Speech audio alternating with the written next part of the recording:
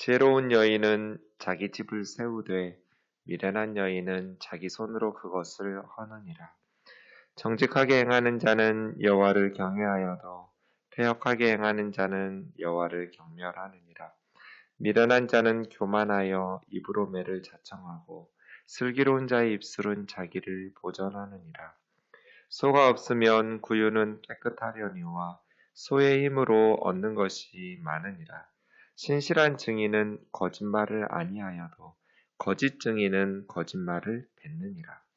거만한 자는 지혜를 구하여도 얻지 못하거니와 명철한 자는 지식 얻기가 쉬우니라. 너는 미련한 자의 앞을 떠나라. 그 입술에 지식 있음을 보지 못함이니라. 슬기로운 자의 지혜는 자기의 길을 아는 것이라도 미련한 자의 어리석음은 속이는 것이니라. 미련한 자는 죄를 심상히 여겨도 정직한 자 중에는 은혜가 있느니라. 마음의 고통은 자기가 알고 마음의 즐거움은 타인이 참여하지 못하느니라. 악한 자의 집은 망하겠고 정직한 자의 장막은 흥하리라. 어떤 길은 사람이 보기에 바르나 필경은 사망의 길이니라. 웃을 때에도 마음에 슬픔이 있고 즐거움의 끝에도 근심이 있느니라. 마음이 굽은 자는 자기 행위로 보응이 가득하겠고 선한 사람도 자기의 행위로 그러하리라. 어리석은 자는 온갖 말을 믿으나 슬기로운 자는 자기의 행동을 삼가느니라. 지혜로운 자는 두려워하여 악을 떠나나 어리석은 자는 방자하여 스스로 믿느니라. 노하기를 속해하는 자는 어리석은 일을 행하고 악한 계교를 꾀하는 자는 미움을 받느니라. 어리석은 자는 어리석음으로 기업을 삼아도 슬기로운 자는 지식으로 면류관을 삼느니라. 같이요. 악인은 선인 앞에 엎드리고 불의한 자는 의인의 문에 엎드리느니라. 아멘. 솔로몬의 잠언 전집 375경구를 묵상하고 있는 중입니다. 14장은 117에서 151경구에 해당하고 있습니다. 1절부터 보겠습니다. 여기는 단락이 없습니다. 개별적인 잠언으로 보아야 됩니다. 지혜로운 여인은 자기 집을 세우되 미련한 여인은 자기 손으로 그것을 허느니라. 네, 가정을 세우거나 허무는 것은 여자에게 달려 있습니다. 그런데 둘 다 자신의 집이 있죠? 그런데 지혜로운 여인은 집을 세우고 미련한 여인은 자기 손으로 그것을 허물어요. 동사 형태를 보니까 집을 세우는 이 세웠다라는 것은 완료형이고 허문다, 허는이라는 미완료형이에요. 그래서 지혜로운 여인은 이미 완료했어요. 자기 집을 세웠어요. 그런데 미련한 여인은 계속해서 허물고 있는 진행형이에요.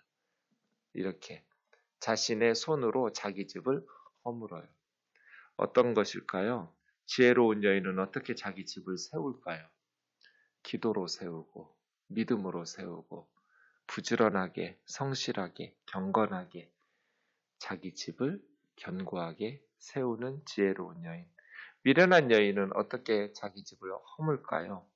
어리석음으로, 게으름으로, 잘못된 언어나 또 행실이나 무능함, 이러한 것으로 자기 집을 허물겠죠. 우리는 가정을 세우는 것인가, 허무는 것인가를 생각해 보아야겠죠. 그래서 31장 10절에는 현숙한 여인을 얻는 것이 진주를 얻는 것보다 나으니라 그랬어요. 가정을 세우는 여인이 있고 가정을 허무는 여인이 있다. 2절이요. 정직하게 행하는 자는 여호와를 경외하여도 패역하게 행하는 자는 여호와를 경멸하느니라. 반대로 말해도 되겠죠? 하나님을 경외하는 사람은 정직하게 행하고 하나님을 경멸하는 사람은 패역하게 행한다. 근데 왜 이 순서를 바꿨을까요? 강조하고 싶은 거죠.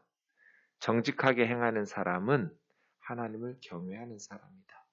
그러나 패역하게 행하는 사람은 하나님을 업신여기고 멸시하는 사람이다. 참된 경건은 예배하고 제사 드리고 이런 것이 아니라 삶의 태도이죠. 라이프 스타일이에요. 하나님을 경외하는 경건한 사람은 정직하게 살고 하나님을 무시하고 멸시하는 불경건한 사람은 패역하게. 이건 바른 길에서 벗어난 거거든요. 루즈라고 어제 수요 기도회 때 말씀드린 그 단어인데요. 하나님의 말씀을 벗어나서 혹은 하나님에게 등을 돌리고 떠나서 패역하게 산다. 하나님을 배반하여서 삐뚤어진 길을 걸어가는 삶. 하나님에 대한 태도가 삶을 결정하는 거죠. 하나님을 두려워하고 경외하는 사람은 정직한 삶으로, 하나님을 무시하고 업신여기는 사람은 삐뚤어진 삶으로. 그래서 행동을 보면 하나님에 대한 태도를 알 수 있어요. 미련한 자는 교만하여 입으로 매를 자청하고. 왜요? 다른 사람을 무시하고 함부로 말하니까요. 신중하고 바른 언어 생활을 하라는 것이죠. 주일에도 보았지만 수도 없이 많은 구절에서 잠언은 신중하고 슬기롭게 언어를 사용하라고 이야기해요. 지혜로운 자의 입술은 자기를 보전하느니라. 지혜로운 사람들은 바른 언어 생활로 하나님과 사람들에게 존중을 받기 때문에 안전하게 살겠죠. 4절이요. 소가 없으면 구유는 깨끗하려니와 소의 힘으로 얻는 것이 많으니라. 이런 걸 뭐라고 그래요? No pain, no gain이라고 그래요. 네. 수고하지 않으면 얻는 게 없어요. 소가 없으면 구유는 깨끗하죠. 그러나 소의 힘으로 얻는 것이 많아요. 소를 키우려면 남들보다 일찍 일어나야 돼요. 그리고 아침부터 고생해야 돼요. 외양간을 청소하고 수리하고 또 매일 소가 엄청나게 먹어대는 그 여물을 준비하기 위해서 고생해야죠. 또 소를 키우면 여기서 뭐 소라고 말했지만 대표적으로 소이겠지요. 다른 모든 짐승들도 마찬가지예요. 집이 더러워지고 냄새도 나고 그래요. 소가 없으면 구유는 깨끗해요. 편히 살 수 있어요. 그런데 소의 힘으로 얻는 것이 많아요. 세상에 공짜는 없어요. 구원받는 것 외에는 사실은 구원도 공짜는 아니죠. 우리 입장에서 공짜지 하나님의 입장에서는 엄청난 대가를 지불하고 우리를 구원하셨으니까요. 인생이라는 것이 그렇죠. 소가 없으면 구유는 깨끗해요. 그러나 소의 힘으로 얻는 것이 많아요. 고생하지 않고 무엇인가를 얻으려고 하는 것은 어리석은 길이고 하나님 앞에서도 올바른 것도 아니죠. 네. 신실한 증인은 거짓말을 아니하여도 신실한 증인, 믿을 수 있는 거짓 없는 진실한 증인은 거짓말을 못하겠죠. 거짓 증인은 거짓말을 뱉느니라. 왜 거짓말로 위증할까요? 눈앞의 이익 때문이겠죠. 어떤 압력에 굴복해주면서 힘있는 사람들에게 비위를 맞춘다든지 아니면 뇌물이나 어떤 보상을 받고 그것을 위해서. 하지만 눈앞의 이익을 위해서 거짓말로 위증하기 시작하면 억울한 사람이 피를 흘리고 피눈물을 쏟게 되겠죠. 그래서 공의와 정의가 무너지고 하나님의 심판을 자초하겠죠. 그래서 누구를 두려워할 것인가? 힘 있는 사람을 두려워할 것인가? 아니면 하나님을 두려워할 것인가를 선택해야 돼요. 여기서 거짓말을 뱉느니라 했을 때 뱉는다라는 것은 숨쉬다, 내뿜다 그런 뜻이에요. 숨쉬듯이 거짓말을 쏟아낸다.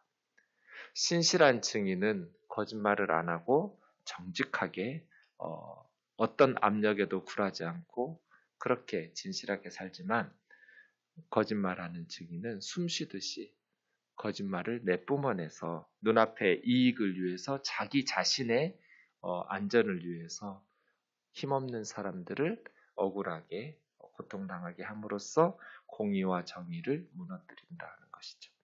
거만한 사람은 지혜를 구하여도 얻지 못하나 지혜를 얻는데 가장 큰 걸림돌은 거만한 거죠. 교만한 거예요. 하나님과 다른 사람들을 무시하는 거만하고 교만한 것.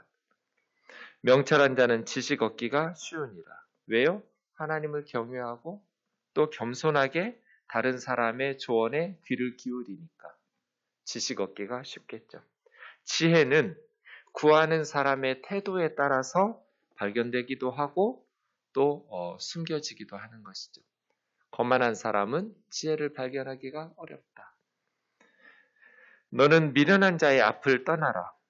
미련한 자의 교훈을 따르지 말라는 거죠. 설교 아무거나 들으면 안 돼요. 미련한 자의 앞을 떠나라. 그 입술에 지식이 있음을 보지 못함이니라. 지식은 있겠죠. 그런데 여기서 지식이 없다고 말하는 것은 올바른 지식이 없다는 것이겠죠. 미련한 사람도 지식을 막 전파해요. 그런데 미련한 사람 앞을 떠나라. 그에게는 올바른 지식을 구할 수가 없기 때문에. 네, 굉장히 위험하죠.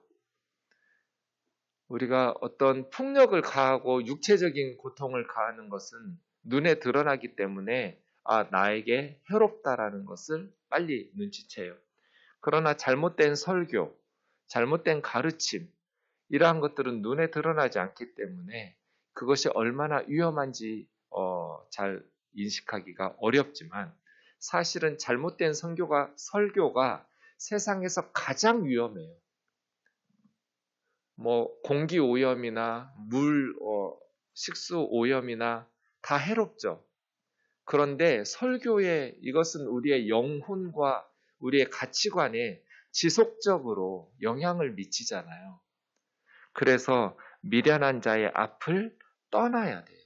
미련한 자의 가르침을 거부하고 미련한 사람의 가르침을 멀리해야 돼요. 왜요? 위험하니까요. 그래서 아무 설교나 듣지 말라고 하는 거예요. 바르게 하나님의 말씀을 해석해서 적용하고 예수님의 교훈을 가르쳐주는 그러한 말씀은 우리의 영혼에 정말 더할 수 없는 최고의 선물이지만 미련한 자, 하나님 앞에서 교만하고 말씀을 제대로 해석하지 않고 아전인수격으로 거만하게 또 말씀 앞에 두려움 없이 경외함 없이 그렇게 잘못 해석해서 적용하는 그러한 메시지들에 은혜 받는다고 생각하고 그렇게 귀 기울이기 시작하면 신앙도 영혼도 왜곡되고 망가지게 돼요. 슬기로운 자의 지혜는 자기의 길을 아는 것이라도 슬기로운 사람은 앞일을 신중하게 생각해요. 내가 지금 어느 상황에 서 있는지 또 앞으로 어떻게 살아가야 되는지 인생의 여정을 깊이 생각하면서 정확한 자기 인식으로 삶을 점검하고 살아가요. 슬기로운 거죠. 그러나 미련한 자의 어리석음은 속이는 것이니라. 어리석기 때문에 자신도 속고 다른 사람도 속이고 그래서 자신도 가족도 이웃도 멸망으로 이끌겠죠. 자기 길을 아는가? 내가 지금 어디를 걸어가고 있는지 또 내 인생의 여정 중에 지금 내가 어떻게 행해야 되는지 그래서 점점 자신을 개선하고 실력을 길러서 열매 맺는 삶을 살아가게 되는 것이죠. 미련한 자는 죄를 심상히 여겨도 우습게 여긴다는 거죠. 죄를 가볍게 여기는 사람. 예수님 앞에 회개하면 용서받는데 미련한 사람이에요. 정직한 사람은 죄를 심각하게 여기기 때문에 은혜가 있는 거예요. 제가 두 가지만 두려워하라고 그랬죠. 이 세상은 두려워할 게 없어요. 별거 아니에요. 그런데 두 가지는 두려워하셔야 돼요. 하나님을 두려워해야 돼요. 그리고 죄 짓는 것을 두려워해야 돼요. 죄 때문에 영적인 침체에 빠지고 하나님과의 관계가 깨어지고 삶이 무너지기 때문이에요. 하나님을 두려워해라. 사람 두려워할 필요가 없어요. 죄 짓는 것을 두려워해라. 다른 것은 두려워할 필요가 없어요. 이 두 가지는 두려워해야 돼요. 미련한 사람은 죄를 우습게 가볍게 여겨요. 그러나 정직한 사람은 은혜를 받느니라. 왜? 죄를 심각하게 여기기 때문에. 죄를 짓지 않으려고 하고 죄를 지었으면 회개하고 그러겠죠. 마음의 고통은 자기가 알고 마음의 즐거움은 타인이 참여하지 못하느니라. 마음의 고통과 즐거움이 타인은 알 수가 없어요. 부분적으로만 공감할 수 있어요. 정말 내 마음의 기쁨도 내 마음의 아픔과 슬픔도 배우자와 가족도 잘 몰라요. 그래서 제가 천사 같은 우리 어머니도 가끔 저에게 실수하고 상처 준다고 말하잖아요. 내 마음을 모르니까 그렇죠. 그것이 인생이죠. 그래서 인간은 하나님을 찾아야 돼요. 하나님만 내 마음을 온전히 알고 계시기 때문이에요. 외롭죠. 무슨 문제가 특별히 있어서가 아니라 아무 문제 없어도 인간은. 왜냐하면 마음의 고통은 자기가 알고 마음의 즐거움도 타인이 참여하지 못하기 때문이에요. 악한 자의 집은 망하고 하나님에 의해서 망하는 거예요. 정직한 자의 장막은 흥하리라. 흥한다라는 것은 싹이 돋고 잎사귀가 나는 식물이 왕성하듯이 그 집이 흥한다. 그래서 가정의 흥망성쇠는 악하냐 정직하냐이죠. 악과 정직의 기초예요. 어떤 길은 사람 보기에 바르나 필경은 사망의 길이니라. 그래서 눈에 보이는 대로 판단하면 안 돼요. 바른 길 같았는데 멸망의 길이에요. 그죠? 그래서 우리의 인생길은 끝을 봐야죠. 생명의 길을 걷고 있는가? 바른 길 같았는데 사망의 길이 있기 때문이죠. 사람들은 속여도 하나님은 속일 수가 없어요. 하나님 보시기에 바른 길인가 살펴야겠죠. 웃을 때에도 마음에 슬픔이 있고 즐거움 끝에도 근심이 있느니라. 이것이 인생이죠. 밝은 이면에 슬픔과 근심이 있고 또 근심 끝에도 또 기쁨이 있기도 해요. 겉으로 드러난 것이 전부가 아니에요. 특별히 어린아이들을 볼 때는 주의하셔야 돼요. 아이들이 밝게 있는 것 같아도 자세히 보지 않으면 그 아이 마음이 슬픔을 눈치채지 못할 수가 있어요. 어른들 보는 앞에서 행동하는 게 그게 전부가 아니에요. 그래서 그 가정과 부모와 그 상황들을 잘 살펴서 아이들의 마음을 읽고 그 아이들을 잘 위로하고 가르치고 회복시켜야죠. 마음의 구분자는 자기 행위로 보응이 가득하겠고 선한 사람도 자기 행위로 그러하리라. 모든 행동에는 보응이 있다는 거예요. 그런데 마음이 행동으로 나타나기 때문에 마음이 삐뚤어지면 행동도 삐뚤어질 수밖에 없겠죠. 언행이 그러하겠죠. 마음이 삐뚤어진 사람, 굽은 사람은 그 행위가 삐뚤어지기 때문에 그 행동에 보응이 가득하고 선한 사람도 바른 행동으로 그 선한 것에 대한 충분한 보상을 받는다는 뜻입니다. 어리석은 사람은 온갖 말을 믿으나 분별력이 없으니까요. 온갖 말을 다 믿어요. 유혹이나 거짓이나 그렇게 사기치는 사기꾼들이 너무 많잖아요. 이 세상에. 어리석은 사람은 온갖 말을 믿으나 슬기로운 사람은 자기의 행동을 삼가느니라. 자기의 행동까지 비판적으로 조심하면서 슬기롭게 살아가는 사람. 그래서 바른 분별력이 중요하죠. 이 말을 믿을 수 있는 말인지 그렇지 않은지. 네. 가만 보면 저도 엄청 어리석었던 것 같아요. 그냥 다 믿었어요. 근데 지나놓고 보니까 내가 잘못 속았구나. 이런 일 참 많더라고요. 지혜로운 자는 두려워하여 악을 떠나지만 어리석은 자는 방자하여 스스로 믿느니라.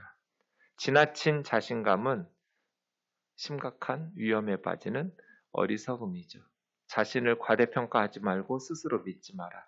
방자하다라는 것은 들뜬 거, 흥분하는 거예요. 그래서 거만하기도 하고 성급하기도 하고. 지혜로운 자는 악의 위험성과 어리석음의 위험성을 알기 때문에 악을 떠난다는 거죠. 노하기를 속히하는 자는 어리석은 일을 행하고 화를 낼 때는 내야 되는데 급하면 안 돼요. 신중해야죠. 화를 내더라도. 노하기를 속히하는 자는 어리석게 후회할 일을 해요.